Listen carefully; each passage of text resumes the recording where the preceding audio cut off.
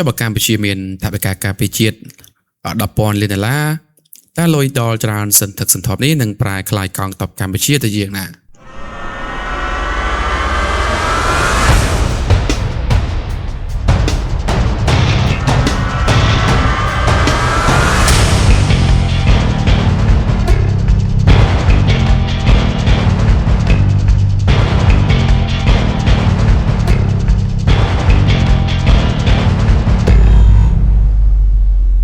សួស្តីអ្នកទាំងអស់គ្នាសូមស្វាគមន៍មកកាន់ podcast របស់យើងថ្ងៃនេះដែរ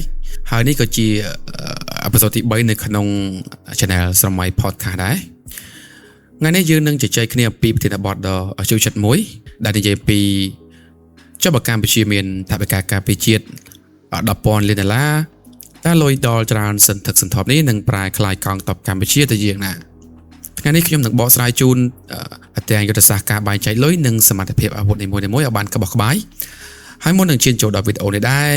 ខ្ញុំបាទបង្កើតនៅវីដេអូនេះផ្ទាល់សូមបញ្ជាក់បងប្អូនអ្នកស្ដាប់ឲ្យដឹងច្បាស់ទៅថានេះគ្រាន់តែជាឧទាហរណ៍តែប៉ុណ្ណោះដើម្បីឲ្យដឹងពីបច្ចេកវិទ្យាក៏ដូចជាពីអាវុធសង្គ្រាមនាពេលបច្ចុប្បន្នមុននឹងឈានចូលទៅដល់ការពង្រឹងកងទ័ពតាមផ្នែកនីមួយៗយើងត្រូវតែមកបែងចែកសិនបាទយើងត្រូវតែមកបែងចែកកញ្ចប់ថវិកាសិន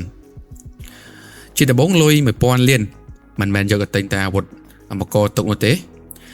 ហើយយើងត្រូវបែងចែកជា4ចំណុចធំចំណុចទី1ពាក់ព័ន្ធជាមួយនឹងលុយ$5,000 លានឬក៏ស្មើនឹង 50% នៃលុយទាំងមូលលុយ$5,000 លានសម្រាប់ទិញសពាវុធនិងបច្ចេកវិទ្យាថ្មីមួយទៀតពាក់ព័ន្ធជាមួយនឹងលុយ$2,000 លានឬក៏ស្មើនឹង 20% សម្រាប់ការកសាងហេដ្ឋារចនាសម្ព័ន្ធមូលដ្ឋានទ័ពនិងប្រព័ន្ធរ៉ាដាចំណុចទី3លុយចំនួន$1.5,000 លានឬក៏ 15% យើងវិនិយោគលើធនធានមនុស្សការបណ្ដុះបណ្ដាលទ័ពឲ្យក្លាយជាអ្នកជំនាញអាជីពចំណុចទី4លុយ 15% ទៀតឬក៏ស្មើនឹង$1.5,000 លានចុងក្រោយសម្រាប់សេវាកម្មថែទាំគ្រឿងបន្លាស់និងភស្តុភារដើម្បីឲ្យអាវុធប្រើបានរាប់សិបឆ្នាំអញ្ចឹងកុំឲ្យខាតពេលវេលាយូរយើងទៅចូលចំណុចទី1តែម្ដងពាក់ព័ន្ធជាមួយនឹងកងទ័ពអាកាសចំណុចដំបូងដែលយើងត្រូវធ្វើគឺការទិញយន្តហោះចម្បាំងពហុមុខងារដូចជា J-10C ឬក៏ F-16 យន្តហោះប្រភេទនេះជាធម្មតាមានតម្លៃក្នុងមួយគ្រឿងប្រហែលជា$40ទៅ$80 លានហើយយើងអាចទិញបានរហូតដល់36គ្រឿងឬក៏3កងពលអញ្ចឹងឆ្ងល់ថាហេតុអីយើងត្រូវទិញវាយន្តហោះទាំងអស់នេះវាជាផ្នែកទឹកជំនួសយើងតែម្ដងវាការពារមិនឲ្យយន្តហោះសត្រូវរំលោភបំពានដែនអាកាសរបស់យើងបានទេបើសិនជាអត់មានវាទេប្រៀបដូចជាធ្វើសង្គ្រាមបិទភ្នែកអញ្ចឹងនេះពេលបច្ចុប្បន្នណាបាទមួយទៀតពាក់ព័ន្ធជាមួយនឹងខែលការពារមេឃឬក៏ប្រព័ន្ធការពារដែនអាកាសហ្នឹងឯងយើងនឹងចំណាយប្រហែល$500 លានទៅលើប្រព័ន្ធការពារដែនអាកាសរយៈចម្ងាយឆ្ងាយដូចជា S400 ឬក៏ HQ9 ប្រភេទប្រព័ន្ធការពារដែនអាកាសទាំងពីរប្រភេទនេះវាមានសមត្ថភាពបាញ់ទម្លាក់គោលដៅបានចម្ងាយឆ្ងាយមែនទែនរាប់រយគីឡូម៉ែត្រហើយវាក៏បង្កើតជាខែលដ៏រឹងមាំមួយដែរសម្រាប់ការពារទីក្រុងភ្នំពេញក៏ដូចជាតំបន់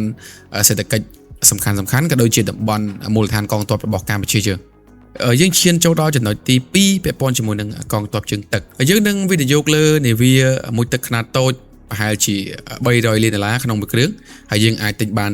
2ទៅ4គ្រឿងផងដែរចំពោះអត្ថប្រយោជន៍ក្នុងការមាននាវាមួយទឹកខ្នាតតូចណាវាជាអាវុធលុបឆ្មក់មួយដ៏កាចសាហាវទោះសត្រូវមាននាវាចម្បាំងធំជាងយើងក៏ដោយក៏គេ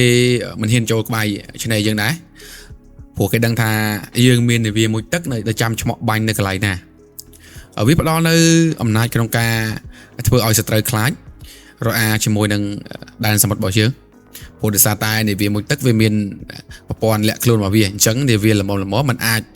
ទៅមើលវាឃើញទេឬក៏មិនអាចមើលឃើញដោយភ្នែកទទេបានទេចំណុចទី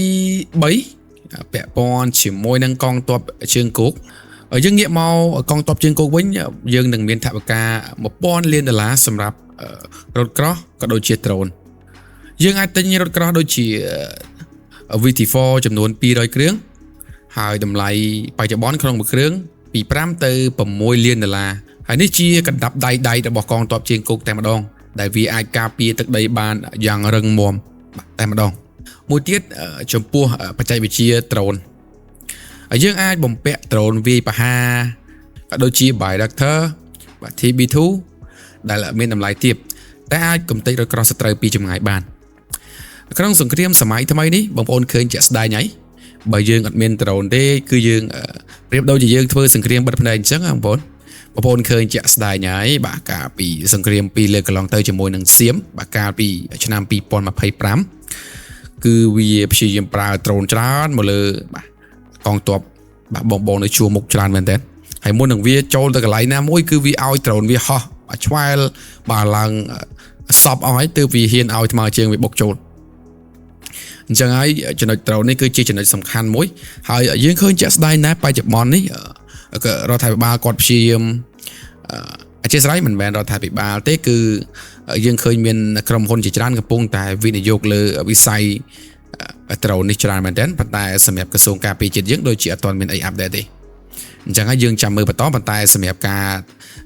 ប្រើប្រាស់ដ្រូននេះគឺឃើញចាប់ផ្ដើមអភិវឌ្ឍចាប់ផ្ដើមផលិតច្រើនសម្រាប់កម្ពុជាយើងណាបាទចំណុចទី4សារៈសំខាន់នៃយុទ្ធសាស្ត្ររួមបងប្អូនប្រហែលជាឆ្ងល់ថាហេតុអ្វីបានជាយើងមិនទិញរថក្រោះឲ្យច្រើនជាងនេះបើចម្លើយគឺតុល្យភាពការមានរថក្រោះបាទ200គ្រឿងដែលដើរទន្ទឹមគ្នាជាមួយនឹងដ្រូនក៏ដូចជាការមានយន្តហោះចម្បាំងនៅលើមេឃណាគឺមានប្រសិទ្ធភាពជាងការមានរថក្រោះ1000គ្រឿងតែគ្មានខែលការពារអាកាសសម្រាប់លុយ$10,000 លាននេះនឹងធ្វើឲ្យកងទ័ពកម្ពុជាក្លាយជាកងទ័ព Digital ដែលមានសមត្ថភាពខ្ពស់មែនទែនសម្រាប់ការដឹងមុនវាយមុននិងឈ្នះមុនផងដែរអញ្ចឹងជាចុងក្រោយការចំណាយលើការការពារជាតិមិនមែនដើម្បីចង់ឈ្លានពានអ្នកណានោះទេប៉ុន្តែដើម្បីសន្តិភាពតាមរយៈការភាពខ្លាំងរបស់យើងនៅពេលដែលយើងខ្លាំងយើងមានកិត្តិយសគឺគ្មានអ្នកណាហ៊ានមករំលោភបំពានអធិបតេយ្យភាពរបស់យើងបានឡើយហើយក៏អរគុណសម្រាប់ការតាមដាន podcast នៅក្នុងថ្ងៃនេះហើយបងប្អូនយល់យ៉ាងណាដែរចំពោះការប្រើប្រាស់ការថវិកាជាតិចំនួន$10,000 លាននេះកុំភ្លេច comment នៅខាងក្រោមម្នាក់មួយជួបគ្នានៅវីដេអូក្រោយជាបន្តជម្រាបលា